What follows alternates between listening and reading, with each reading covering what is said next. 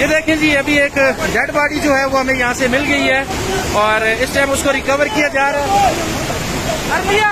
अस्सलाम वालेकुम सज्जनों, बेलियो तो मित्रों, ਤੁਹਾਡਾ ਕੀ ਹਾਲ ਚਾਲ ਹੈ। उम्मीद है ਸਾਰੇ ठीक ठाक ਹੋਣਗੇ ਤੇ ਵਧੀਆ ਹੋਣਗੇ। ਤੇ ਜਨਾਬੇ ਆਲਾ ਅੱਜ ਦਾ ਇੱਕ ਬਹੁਤ ਵਧੀਆ ਮੈਸੇਜ ਮੈਂ ਦੇਣ ਜਾ ਰਿਹਾ।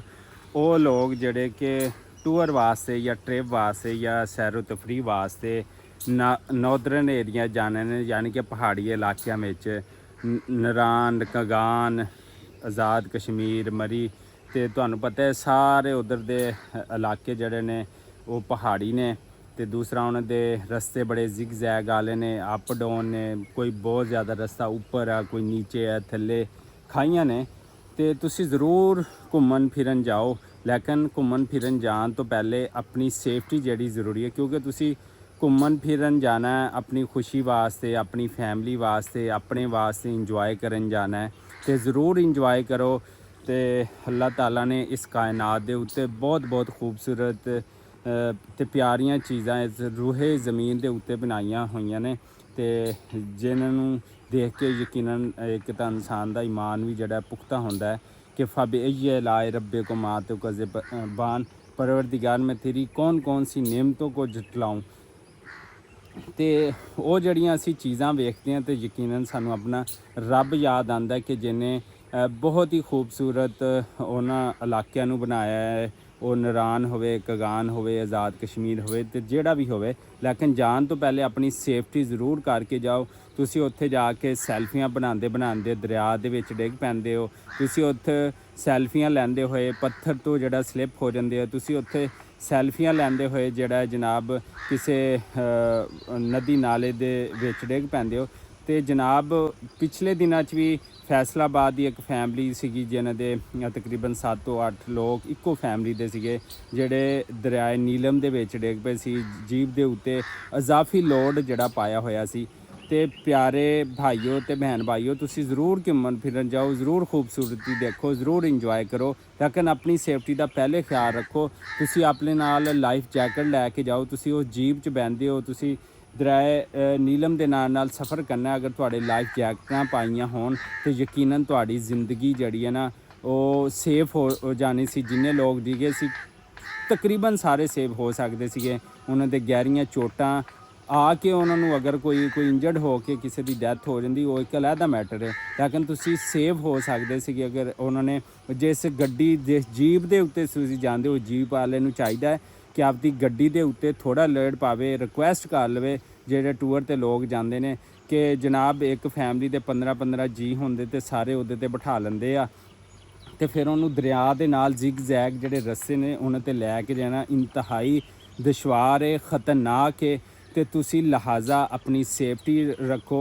आदे नाल लाइफ जैकेट लैके जाओ, एक ज़बरदस्त जा एक खंजर जा लैके जाओ, क्योंकि उत्थे जो तुसी पहाड़ी इलाके भी जाते हो तो तुहाडे उत्ते कोई एनीमल भी अटैक कर सकता है, किसी नूं हैकिंग का शौक होंदा है। तो तुसी अपना ख्याल रखो। Life jacket, life ring, life boy, यह जिहियां चीज़ां गड्डी वाले को भी मौजूद होनियां चाहिए, जिहड़ा हज़ारां रुपये लैंदा तुहानूं सैर करवाउण दे ते उत्ते लैके जांदा अपनी जीपा ते।